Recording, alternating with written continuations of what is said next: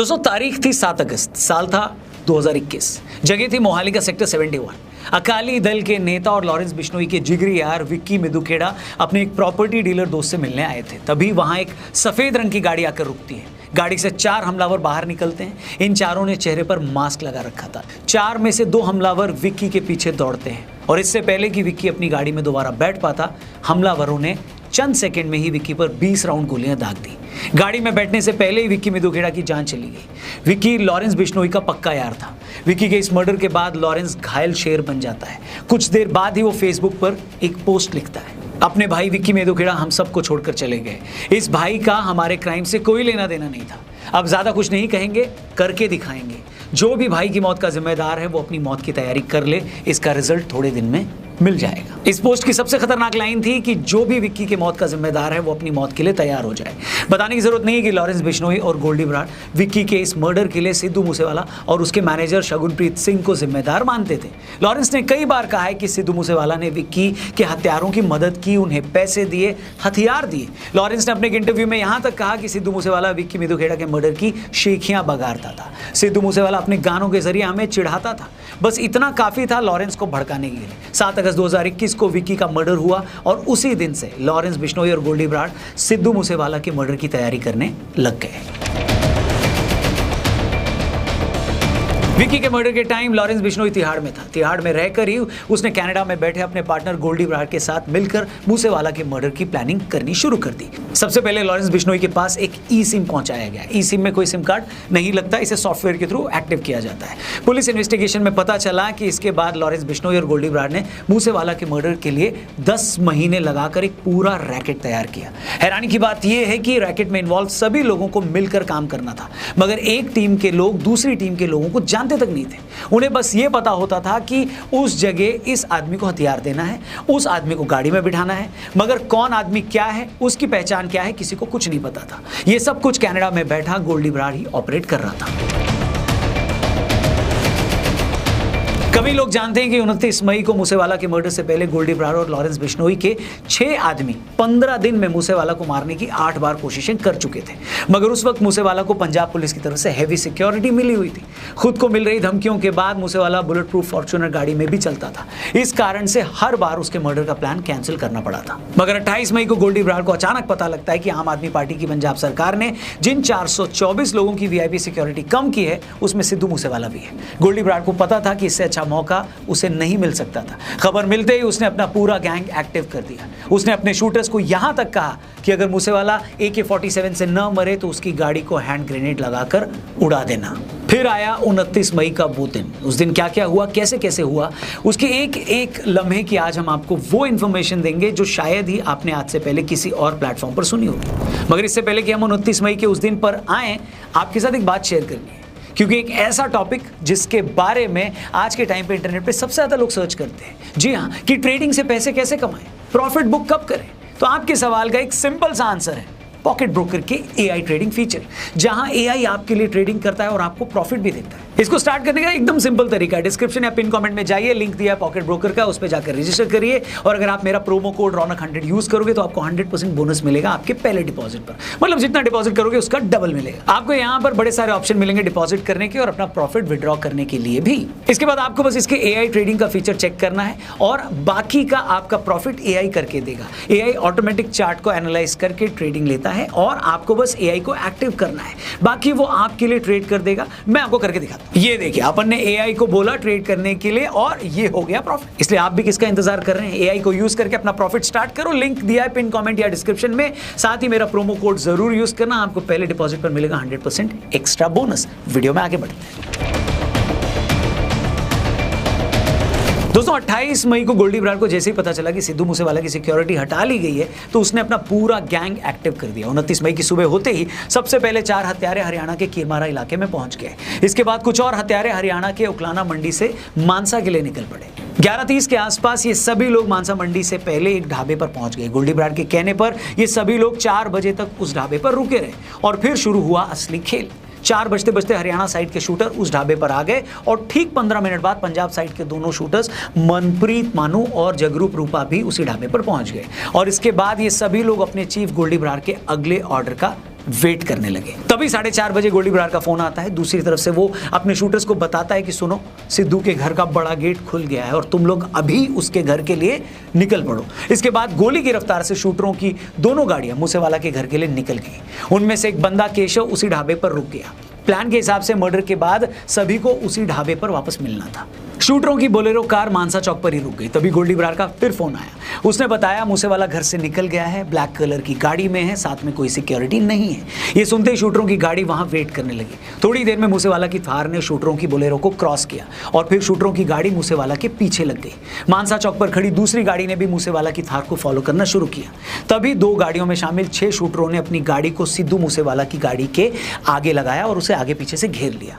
इससे पहले मूसेवाला कुछ समझ पाता, इन 6 शूटरों ने 19 राउंड गोलियां दागकर सिद्धू मूसेवाला की हत्या कर दी। मूसेवाला की तरफ से भी इन हत्यारों पर 6 गोलियां चलाई गई। हत्यारे मूसेवाला को मारने के लिए इतने डेस्परेट थे कि उन्हें इतनी गोलियां मारने के बाद उन्होंने उसकी बॉडी को हिलाकर यह भी चेक किया कि कहीं वो जिंदा तो नहीं। इस तरह विक्की मिदू खेड़ा की मौत के 9 महीने बाद लॉरेंस बिश्नोई ने सिद्धू मूसेवाला का मर्डर करवाकर अपना बदला ले लिया। पुलिस जांच में पता चला कि ये लोग मूसेवाला को मारने के लिए किसी भी हद तक जाने को तैयार थे। मूसेवाला के मर्डर पर इस गैंग ने 1 करोड़ रुपए खर्च कर दिए। मर्डर में शामिल हर शूटर को बताया जा रहा है 5-5 लाख रुपए दिए गए। हत्यारों ने अपने लेवल पर हथियार इकट्ठा किए ही थे। गोल्डी बरार ने भी उनके लिए AK-47 का बंदोबस्त किया था। उसने इस काम को अंजाम दिलाने के लिए देश की 10 अलग अलग जेलों में बंद कम से कम 60 गैंगस्टरों से बात करके अपनी एक टीम बनाई थी। इसमें हर गैंगस्टर और उसके गुर्गे को उसके हिस्से का काम पहले ही बता दिया गया था। मसलन मूसेवाला के कत्ल के लिए किसे रेकी करनी है, किन किन लोगों को मूसेवाला पर हमला करना है, किन किन लोगों को मर्डर के बाद शूटरों को भगाने में मदद करनी है, किन को शूटरों के लिए और उनको छुपने के लिए होटलों का इंतजाम करना है, किसको गाड़ी देनी है और किसे कत्ल में इस्तेमाल किया गया हथियार लेकर अपने ठिकाने पर लौट जाना है। कहने का मतलब यह है कि गोल्डी बरार ने हर किसी के हिस्से का काम पहले ही तय कर रखा था। और जैसे ही मूसेवाला का मर्डर हुआ, 9 महीने से बदले की आग में तड़प रहा लॉरेंस बिश्नोई फिर से फेसबुक पर आया और ये पोस्ट लिखी, मैं और गोल्डी बरार सिद्धू मूसेवाला की हत्या की जिम्मेदारी लेते हैं। लोग चाहे जो भी कहें, लेकिन हमने अपने ब्रदर विक्की की हत्या का बदला ले लिया है। सिद्धू मूसेवाला ने उनकी हत्या में मदद की थी। मैंने मूसेवाला को जयपुर से बुलाया था और कहा था कि उन्होंने जो भी किया सही नहीं है। उन्होंने मुझसे कहा कि उन्हें कोई फर्क नहीं पड़ता और उन्होंने मुझे चुनौती दी कि मैं भी अपना हथियार लोड रखता हूँ। इसलिए हमने अब अपने ब्रदर की हत्या का बदला ले लिया है, लेकिन ये अभी सिर्फ शुरुआत है। जो भी हमारे ब्रदर की हत्या में शामिल थे वो चौकन्ने हो जाएं। सिद्धू मूसेवाला मर्डर के बाद इस पूरी कॉन्स्पिरेसी में शामिल जगरूप रूपा और मनप्रीत उर्फ मन्नू का पुलिस ने अमृतसर के पास एनकाउंटर कर दिया था। वहीं लॉरेंस का बेहद करीबी गैंगस्टर सचिन बिश्नोई मूसेवाला के मर्डर से पहले 21 अप्रैल 2022 तक भारत में था, लेकिन बाद में उसने तिलकर राज टुटेजा के नाम से फर्जी पासपोर्ट बनवाया और भारत से फरार हो गया। इन्वेस्टिगेशन में पता चला कि उसका पासपोर्ट दिल्ली के रीजनल पासपोर्ट दफ्तर से ही बना था। सचिन बिश्नोई का फर्जी पासपोर्ट दिल्ली के संगम विहार इलाके के एक पते पर बनाया गया था। उसने मूसेवाला हत्याकांड का सारा प्लान तैयार किया था। मर्डर में इस्तेमाल शूटरों के रहने, खाने, शेल्टर, पैसे, गाड़ियों का इंतजाम किया था और फिर फर्जी पासपोर्ट के जरिए भारत के रास्ते वो दुबई भाग गया। इसके बाद वो दुबई से अजरबैजान चला गया। इसमें कोई डाउट नहीं है कि मूसेवाला के मर्डर के बाद लॉरेंस बिश्नोई और गोल्डी बरार के नाम से फेसबुक पर इस मर्डर की पूरी रिस्पॉन्सिबिलिटी ली गई, लेकिन तब से आज तक लॉरेंस बिश्नोई ने इस पर कई बार अपने बयान बदले। शुरू में उसकी तरफ से यह कहा गया था कि हमने विक्की की मौत का बदला ले लिया है। यह बात भी निकल कर आई थी कि 2018 में कनाडा में बैठा गोल्डी बरार और लॉरेंस के खास गैंगस्टर्स के मना करने के बावजूद सिद्धू मूसेवाला ने लांड्रा रोड पर एक गाँव में चल रहे कबड्डी कप में शो करने वो चले गए थे। उस शो में जाने के लिए सिद्धू ने मुंबई का एक शो भी कैंसिल कर दिया था। इसी की रंजिश को लेकर गोल्डी बरार से उनकी काफी ज्यादा अनबन भी हुई थी, क्योंकि गोल्डी बरार का ग्रुप नहीं चाहता था कि सिद्धू मूसेवाला यहां पर आकर कबड्डी कप में हिस्सा ले और शो करे। इसके बाद ही उनकी आपसी रंजिश बहुत ज्यादा बढ़ गई थी। इसलिए 29 मई को जब मूसेवाला का मर्डर हुआ तो लॉरेंस ने इसी रंजिश के चलते बदला लेने की बात की थी, लेकिन आगे चलकर उसने कहा कि मूसेवाला से तो उसकी कोई पर्सनल दुश्मनी थी ही नहीं, लेकिन मूसेवाला के गाए गीतों से ऐसा लगता था कि वो अपने गानों के जरिए उसे चुनौती दे रहा है। लॉरेंस को यह भी लगता था कि मूसेवाला अपने गीतों में गैंगस्टर दविंदर बबीहा और उसके गैंग की तारीफ करता है। इसके बाद मार्च 2023 में जेल से एक टीवी चैनल को दिए एक इंटरव्यू में बिश्नोई ने फिर से कहा कि उसे मर्डर की प्लानिंग की जानकारी तो थी, मगर मैं इसमें शामिल नहीं था। ये सारी प्लानिंग बाहर गोल्डी बरार भाई ने की और मूसेवाला ने मेरे बड़े भाई विक्की मिदू खेड़ा का मर्डर भी करवाया था और ये स्टेज से उसकी डींगे भी हाँकता था, हमारे एंटी गैंग को सपोर्ट करता था, जेल में भी उनसे बातें करता था और जेल में भी उन्हें सपोर्ट करता था। कांग्रेस में इसकी अच्छी पकड़ थी। कॉमेडियन राजा वडिंग और सीएम चन्नी के साथ इनके अच्छे रिलेशन थे। पुलिस भी इनके असर में थी। इसके बाद दिसंबर 2023 में कोर्ट में दिए अपने बयान में लॉरेंस ने फिर से कहा कि वो मूसेवाला गांव का रहने वाला भी नहीं था। मूसेवाला से उसकी कोई निजी दुश्मनी भी नहीं थी। ऐसा कोई फाइल रिकॉर्ड में भी नहीं है कि उसने सिद्धू मूसेवाला से किसी फिरौती की मांग भी की हो। मृतक सिद्धू मूसेवाला ने भी कभी भी उसके खिलाफ पुलिस के पास फिरौती मांगने को लेकर कोई शिकायत नहीं की। मूसेवाला के मर्डर को आज 2 साल हो गए। इस मामले में कई लोग पुलिस की गिरफ्त में भी हैं। कुछ का एनकाउंटर हुआ है, कुछ अब भी फरार है। मगर सिद्धू मूसेवाला के मर्डर के बाद जिस तरह लॉरेंस बिश्नोई का नाम सामने आया, उसने उस वक्त पूरे देश को हिला कर रख दिया था। इतने हाई प्रोफाइल शख्स के मर्डर ने उस वक्त कई सवाल भी खड़े किए थे। लोग इस बात से भी हैरान थे कि एक गैंगस्टर इतना ताकतवर कैसे हो सकता है कि वो जेल के अंदर रहकर इतने बड़े आदमी का न सिर्फ मर्डर प्लान कर ले बल्कि उसकी हत्या भी करवा दे।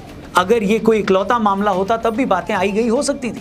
मगर जिस तरह लॉरेंस बिश्नोई का गैंग उसके जेल में होने के बावजूद एक्टिव है, जिस तरह उसके लोगों ने करनी सेना के चीफ के घर में उनका मर्डर किया, जिस तरह लॉरेंस बिश्नोई के लोगों ने इस साल सलमान खान जैसे सुपरस्टार के घर पर फायरिंग कर दी, उसे लगातार धमकियां भी मिल रही हैं, जिस तरह उसने महाराष्ट्र के एक पॉलिटिकल फिगर को, इतने बड़े नाम बाबा सिद्दीकी की हत्या करवा दी, उसने आज हर किसी को हिला कर रख दिया है। कुछ लोग उसे दाऊद से कंपेयर कर रहे हैं, कुछ लोग उसे हीरो मानते हैं। कानून की नज़र में वो गैंगस्टर है, अपराधी है, मगर जिस तरह उसने खुलेआम चैलेंज करके अपने दुश्मनों को मारा है, उसने सबका ध्यान अपनी तरफ जरूर खींचा है। मूसेवाला के जाने का दर्द उनके फैंस आज तक महसूस कर रहे हैं। मगर गैंगस्टर्स का पंजाबी म्यूजिक इंडस्ट्री से रिश्ता या दुश्मनी काफ़ी पुरानी है। 2018 की बात बताता हूँ। पंजाबी सिंगर परमेश वर्मा पर भी गोली चली थी, तब वो जैसे तैसे उस हमले में बच गए थे।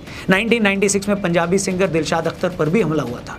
1988 में संगीतकार अमर सिंह चमकीला की भी हत्या कर दी गई थी। मगर सिद्धू मूसेवाला की मौत ने हाल फिलहाल जैसा असर छोड़ा, वैसी कोई दूसरी मिसाल नहीं है। सिद्धू मूसेवाला के हत्यारों के पास अपनी करतूत की अपनी वजह है। लॉरेंस के चाहने वाले इसे अपनी नज़र से देखते हैं। बाकी आपकी इस पूरे मामले पर क्या राय है, कमेंट करके जरूर बताइएगा, क्योंकि आपका हर एक कमेंट हमारे लिए इंपॉर्टेंट है। वीडियो में दी गई इन्फॉर्मेशन अगर आपको काम की लगी हो तो इसे आगे भी लोगों से जरूर शेयर करना और चैनल को भी सब्सक्राइब करना। जाते आते एक बार फिर से पॉकेट ब्रोकर को चेक करना मत भूलिए। एआई से प्रॉफिट कमाना काफी ईजी है। लिंक दिया है मैंने पिन कमेंट और डिस्क्रिप्शन में। मेरा प्रोमो कोड भी जरूर लगाना, रौनक 100, और आपको आपके फर्स्ट डिपॉजिट पर 100% बोनस भी मिलेगा। अभी के लिए फिलहाल इतना ही। Thank you for watching. Jai Hind, Vande Mataram.